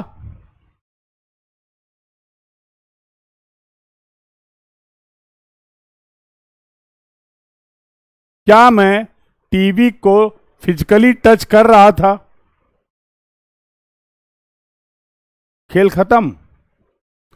रिमोट का मतलब दूर से, सेंसिंग का मतलब होता महसूस करना, सेंसिंग का मतलब होता महसूस करना। तो now you are going to collect the information, now you are going to collect the data. आप किसी भी फीचर का इंफॉर्मेशन डेटा कलेक्ट करेंगे, लेकिन without being establishing the physical contact. खेल खत्म, खेल खत्म, खेल खत्म। खत्म हो गया रिमोट सेंसिंग, खत्म हो गया रिमोट सेंसिंग, खत्म। कुछ समझ आया? पढ़ो। Collection of the data from a remote location without being in physical contact, without being in physical contact. Sir कैसे पता चलेगा? कैसे डेटा कलेक्ट कर लेंगे, हमें ये बताइए। सर कैसे डेटा कलेक्ट कर लेंगे, हमें ये बताइए। आइए यार, देखो जितने भी ऑब्जेक्ट हैं सबकी अपनी एक कैरेक्टरिस्टिक्स होती है। आसान भाषा में अगर समझाएं तो कहा जाता है गर्मी के दिनों में डार्क कलर के कपड़े नहीं पहनने चाहिए। पढ़ाई होगा तुमने। आसान भाषा में अगर बोलें कि गर्मी के दिनों में जब आप बाहर जाइए तो डार्क कलर के कपड़े मत पहनिए। सुना है कि नहीं सुना है? ऐसा क्यों? ऐसा क्यों कहा जाता है? ऐसा क्यों कहा जाता है? क्योंकि डार्क शेड के जो कपड़े होंगे वो ज्यादा हीट को एब्जॉर्ब कर लेंगे, तो हीट जो आ रही है वो वापस नहीं जाएगी, यहीं रुक जाएगी, गर्मी लगने लगेगी। लाइट कलर के कपड़े पहन के घूमोगे, लाइट कलर के कपड़े पहन के घूमोगे, हीट तो अभी भी आ रही है, हीट आ रही है, ये एब्जॉर्ब नहीं कर रहा है, वापस भेज दे रहा है, जाओ जाओ, जरूरत नहीं है। ये बेसिक का गेम होता था। तो जितने भी फीचर्स हैं, फॉर एग्जाम्पल यहां पर हरियाली दिख रही है, यहां पे पेड़ दिख रहे हैं, बगल में कोई बिल्डिंग होगी, सबकी कैरेक्टरिस्टिक्स तो अलग अलग होगी ना। एनर्जी को कितना एब्जॉर्ब करेंगे, कितना रिफ्लेक्ट करेंगे, इसकी कैरेक्टरिस्टिक्स तो ऑब्जेक्ट टू ऑब्जेक्ट वेरी करेगी ना मेरे भाई।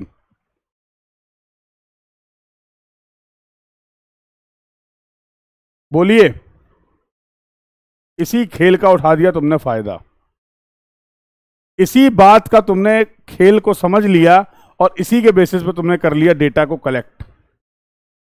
Now what we will do, now what we will do, remote sensing system का मतलब क्या समझो। यहां पर एक होगा एनर्जी का सोर्स, यहां पर होगा एक एनर्जी का सोर्स, उसके बेसिस में दो तरीके के रिमोट सेंसिंग सिस्टम होते हैं, एक पैसिव रिमोट सेंसिंग और एक active remote sensing system. Sir ये एक्टिव पैसिव तो बाद में बताइएगा, पहले एक बार रिमोट सेंसिंग तो एक्सप्लेन कर दीजिए। अभी तो ढंग से रिमोट सेंसिंग का वर्किंग नहीं समझ पाए थे, अभी तो ढंग से रिमोट सेंसिंग का वर्किंग नहीं समझ पाए थे और आप टाइप ऑफ रिमोट सेंसिंग में पहुंच गए, ये तो बहुत गलत बात है। कोई बात नहीं, I can understand your pain. नहीं जा रहा भाई, लो गुस्सा मत हो। सबसे पहले समझते हैं आइडियल रिमोट सेंसिंग सिस्टम होता क्या है। चलो एक काम करते हैं, आइडियल हटा देते हैं, सबसे पहले समझते हैं कि रिमोट सेंसिंग सिस्टम होता क्या है। सबसे पहले समझते हैं रिमोट सेंसिंग सिस्टम होता क्या है। इस इमेज को रिफर करो, देखो। अरे बहुत सिंपल सिंपल बातें यार, भरोसा है ना तुम्हें मेरे ऊपर।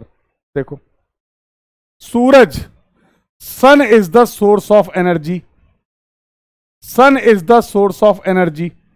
अब लगातार ये एनर्जी आ रही है, ये एनर्जी जो आई वो पेड़ के पास भी आई, ये एनर्जी जो आई ये वाटर के पास भी आई, ये एनर्जी जो आई वो ग्रास के पास भी आई, ये एनर्जी जो आई वो सॉइल के पास भी आई, ये एनर्जी जो आई वो रोड पे भी आई, ये एनर्जी जो आई वो बिल्डिंग्स में भी आई।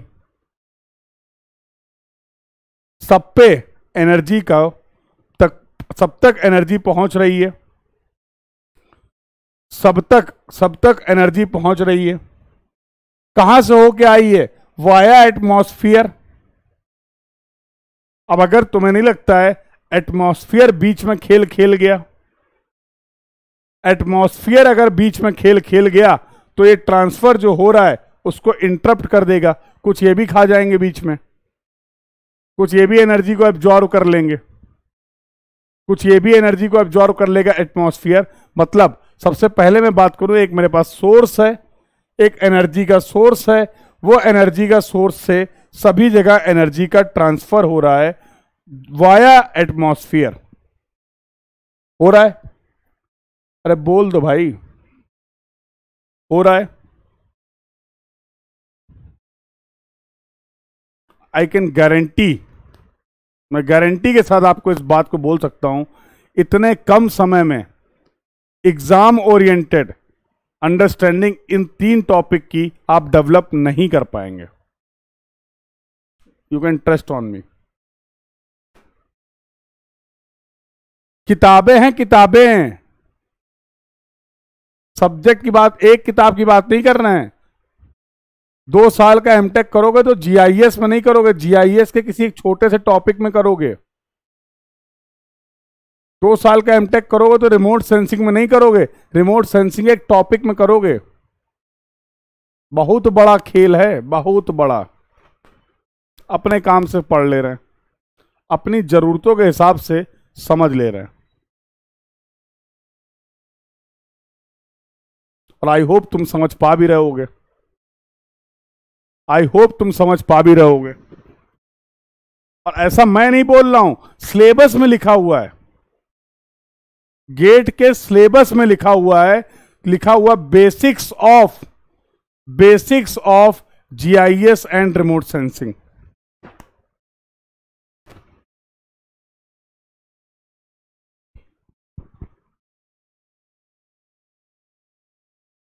तो भैया सबसे पहले सोर्स होना चाहिए, ये एनर्जी का ट्रांसफर होना चाहिए। अभी अभी तो बताया, सब अपनी अपनी कैरेक्टरिस्टिक्स के हिसाब से, सब अपनी अपनी कैरेक्टरिस्टिक्स के हिसाब से कुछ एब्जॉर्व कर लेंगे, कुछ एब्जॉर्व कर लेंगे और कुछ वापस भेज देंगे, कहेंगे जाओ हमें नहीं जरूरत है। कुछ एब्जॉर्व कर लेंगे और कुछ क्या कर दे रहे हैं, कुछ क्या कर दे रहे हैं, वापस एटमॉस्फेयर में इसको भेज देंगे। लगा हुआ एक सैटेलाइट, सैटेलाइट में लगे हुए हैं सेंसर। सेंसर का काम ही है सेंस करना, सेंसर का काम ही है सेंस करना। ये सभी इंफॉर्मेशन को अपना प्यारा सा सेंसर कर लेगा सेंस। और ये जितना भी डेटा मिला है इसको कहां पर भेज देगा, इसको कहां पर भेज देगा, ट्रांसमिट कर देगा पूरे डेटा को। वही वाला हाल है ग्राउंड कंट्रोल स्टेशन में। ग्राउंड कंट्रोल स्टेशन में तुम्हें ये सभी इंफॉर्मेशन मिल रही है। खेलो अब क्या कर रहे हो, इस सभी इंफॉर्मेशन को प्रोसेस करो और यूजर की जरूरतों के हिसाब से उसको वो डेटा प्रोवाइड कर दो। यूजर की जरूरतों के हिसाब से उसको वो डेटा प्रोवाइड कर दो। This is the remote sensing system. Sir इसमें एक प्यारा सा वर्ड आपने ऐड किया, आइडियल। ये प्यारा सा वर्ड आपने ऐड किया आइडियल, क्या होता है ये? सर ये भी लगे हाथ तो बता दीजिए। लीजिए सर, यूनिफॉर्म एनर्जी सोर्स हो, यूनिफॉर्म कोई वेरिएशन नहीं हो रहा एनर्जी सोर्स में, यूनिफॉर्म एनर्जी सोर्स हो।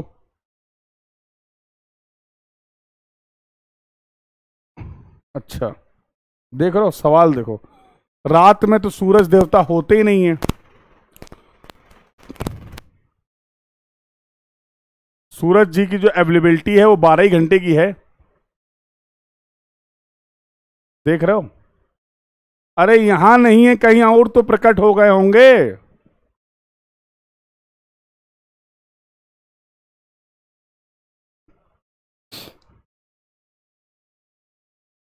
क्यों भाई?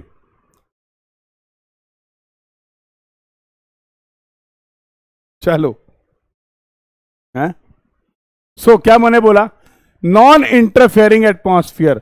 एटमॉस्फेयर कोई इंटरफेयर नहीं करेगा। तुम्हें लगता है इतना सीधा एटमॉस्फेयर? तुम्हें लगता है कि जब ये एनर्जी सोर्स से ट्रांसफर हो रही थी तो इनका इंटरफेरेंस भाई साहब का जीरो होगा? इनका इंटरफेरेंस जो होगा वो जीरो होगा। तुम्हें लगता है ऐसा? लगता हो तो बता दो। इसी बात का तो आइडियल है, इसी बात का तो आइडियल है। A series of unique energy matter interaction at the earth surface. सभी का एनर्जी का अर्थ सरफेस में जो भी फीचर हैं उनके साथ प्रॉपर इंट्रैक्शन हो। सुपर सेंसर जो इस इंट्रैक्शन के बाद का डेटा कलेक्ट करेगा। Real time data handling system, जो डेटा मिला तुरंत यही मिल जाए, ट्रांसफर होने में भी तो टाइम लगेगा, डेटा को ट्रांसफर कराने में भी तो टाइम लगेगा, रियल टाइम गेम नहीं है। मल्टीपल डाटा यूजर हैं, एक ही डेटा के अलग अलग तरीके के यूज हैं। This kind of system doesn't exist. सबसे प्यारी लाइन तो ये है, अगर ये सब हो, अगर ये सब हो तो ऐसे रिमोट सेंसिंग सिस्टम को हम बोलेंगे ideal remote sensing system. But तुम्हें भी पता है आइडियल होता ही नहीं है, आइडियल होता ही नहीं है, आइडियल होता ही नहीं है।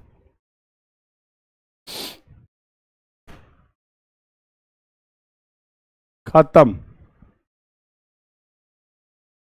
10 से 15 नंबर का कन्वेंशनल क्वेश्चन आता है ईएससी में, और जितना बताया सिर्फ इतना ही लिखना है इस डायग्राम के साथ।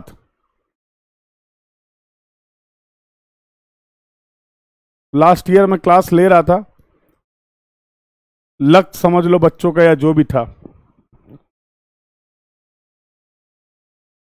कल एग्जाम है और शायद उसके जस्ट पहले या एक दिन पहले की बात है, ऐसे कुछ था। तो रिमोट सेंसिंग में इतना ही पढ़ाया जितना पढ़ा रहा हूं। ईएससी के मेंस में सवाल आया, define the ideal remote sensing system with NEET sketch. I think 12 number का सवाल था। इतना ही पढ़ के गए थे रिमोट सेंसिंग में, समझ रहे हो। और एक तुम हो, भरोसा ही नहीं करते हो सर पे, क्यों भाई।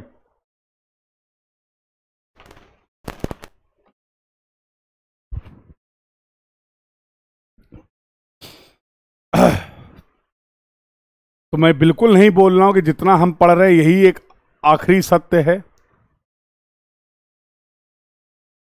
नहीं।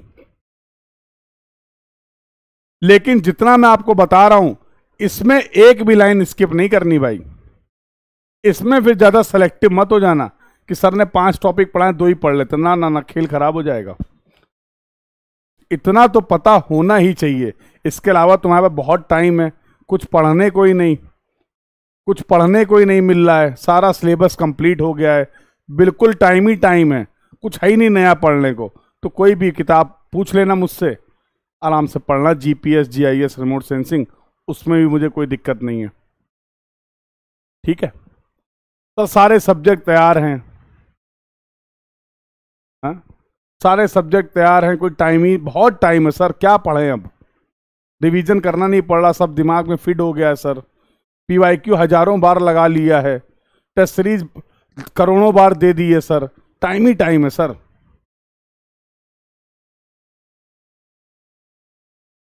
हाँ बिल्कुल बेटा, मेंस की बात करेंगे तो प्री के बाद मेंस की बात अलग से करेंगे।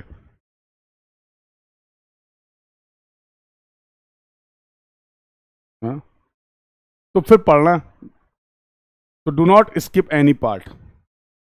जितनी बातें यहां पर बताई जा रही इन टॉपिक से रिलेटेड, इनमें से कोई भी लापरवाही नहीं चलेगी, इनमें से कुछ भी स्किप नहीं करेंगे। अरे कल बताया था, चलो अच्छा बता दूंगा, अगले सेशन में बता दूंगा। ये रिवीजन वाला एक अप्रोच है वो बता दूंगा, ठीक है, पक्का। चलिए आगे बातचीत करते हैं। सर ये अभी आपने बोला कि सोर्स जो है हमारे एनर्जी का, उसके बेसिस पे 2 तरीके के रिमोट सेंसिंग सिस्टम होते हैं। रंजन को भी उसके जवाब का, डाउट का आंसर अभी मिलने वाला है।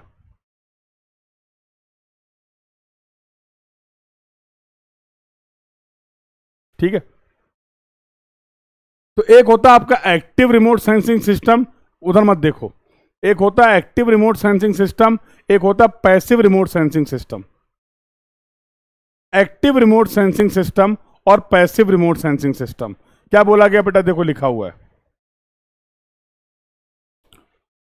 पैसिव रिमोट सेंसिंग सिस्टम का गेम क्या है, वो जो नेचुरल सोर्स ऑफ एनर्जी है, सन की एनर्जी को इसमें as a source of energy use कर लेगा। ऐसा रिमोट सेंसिंग सिस्टम जो नेचुरल सोर्स ऑफ एनर्जी पे वर्क करता है उसको बोलते हैं पैसिव रिमोट सेंसिंग सिस्टम।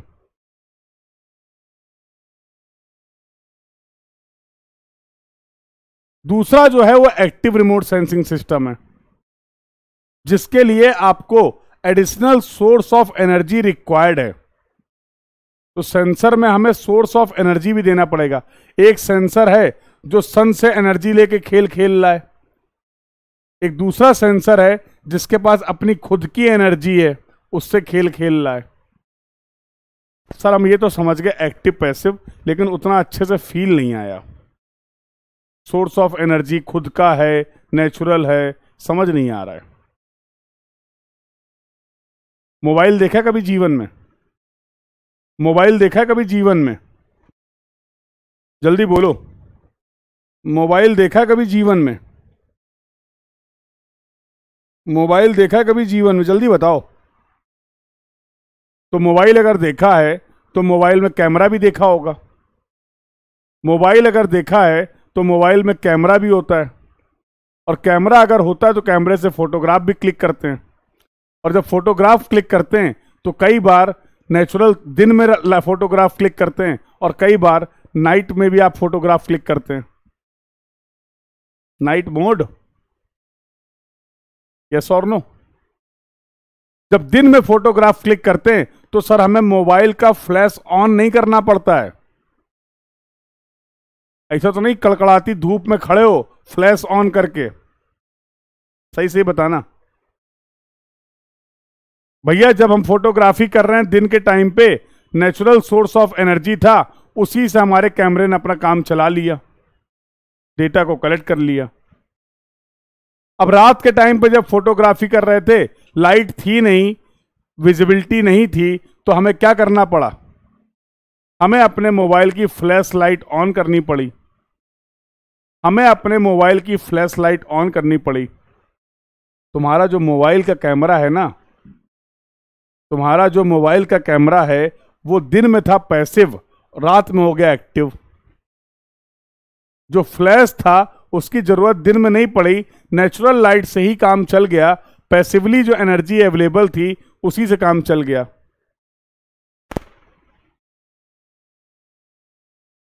अरे पैसिव स्मोकिंग सुना है? पैसिव स्मोकिंग, तो अगर कोई पर्सन आपके अगल बगल स्मोकिंग कर रहा है, आप नहीं डायरेक्टली कर रहे हैं, लेकिन उसकी वजह से आपके सराउंडिंग में जो इफेक्ट आप उसको भी कंज्यूम कर रहे हैं पैसिवली, तो ना करना है और ना वहां रहना है। मतलब ये है, ना करना है ना वहां पर रहना है। तो जो आसपास चीजें अवेलेबल थी, अगर आप उनको कंज्यूम कर रहे हैं, डायरेक्टली कंज्यूम नहीं कर रहे हैं, तो आप बोल सकते हो कंज्यूमिंग पैसिवली। यस और नो? दो तरीके से समझा दिया, अब तो याद रहेगा। तो ऐसा रिमोट सेंसिंग सिस्टम जो नेचुरल सोर्स ऑफ एनर्जी से ही पे ही काम कर जाता है, उसको बोलते हैं पैसिव रिमोट सेंसिंग सिस्टम। खुद का सोर्स ऑफ एनर्जी होना चाहिए, खुद का सोर्स ऑफ एनर्जी प्रोवाइड करेंगे, उसको बोलते हैं एक्टिव रिमोट सेंसिंग सिस्टम। अब पढ़ लो, अब पढ़ लो। इट डिटेक्ट्स द रिफ्लेक्टेड और emitted radiation from the natural source of the energy. The sensor emit radiation which is directed towards the target to be investigated. The radiation reflected from the target is detected and measured by the sensor. खुद की energy पे खेल रहा है ये। Advantage क्या है? Advantage क्या है? डिपेंडेंसी नहीं बची रंजन, रंजन। एडवांटेज क्या है? डिपेंडेंसी नहीं बची, डिपेंडेंसी नहीं बची। I hope the discussion is clear to everyone. एक एक रिप्रेजेंटेशन और देख लो। ये देखो, ये सेंसर हैं, सन की एनर्जी गई, इससे इन्होंने काम चला लिया। कैसा सिस्टम है ये? सन की एनर्जी से इन्होंने इंफॉर्मेशन को कैप्चर कर लिया। कैसा सिस्टम है?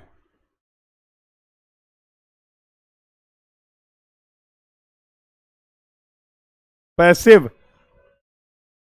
एनर्जी को भेजने के लिए और जो एनर्जी वापस आ रही रिफ्लेक्टेड एनर्जी को कलेक्ट करने के लिए सोर्स ऑफ एनर्जी खुद का है। कैसा सिस्टम है ये? कैसा सिस्टम है ये? कैसा सिस्टम है ये? I hope the discussion is clear to everyone. I hope the discussion is clear to everyone. Sir, remote sensing कौन कौन से फील्ड में, कौन कौन से फील्ड में अप्लीकेबल है, कहां कहां पर इसके एप्लीकेशन हमें देखने को मिलेंगे? जो भी फील्ड पता लिख दो, सब सही है। For example, agriculture, forestry, land use, geology, urban land, water resource, coastal environment, environment, disaster management, etcetera etcetera etcetera. This was the discussion related to GPS, GIS and remote sensing. In the today's class, we have discussed about the basics of GPS, GIS and remote sensing. I hope you all enjoyed the session. I hope आपको कुछ नया सीखने को मिला और आप सभी ने इस सेशन को बहुत अच्छे से समझा और एंजॉय किया। Sir, what we will discuss in the next class? So what we will discuss in the next class? Next class थोड़ी सी बातें कर लेंगे ईडीएम के बारे में, थोड़ी सी बातें कर लेंगे टोटल स्टेशन के बारे में, और थोड़ी सी बातें कर लेंगे अपनी रिवीजन स्ट्रेटजी के बारे में। बस that's it. In the next class we are going to complete the syllabus of our topic of our subject, that is surveying. This was all about for this class. Thank you everyone. Keep learning beta. Thank you.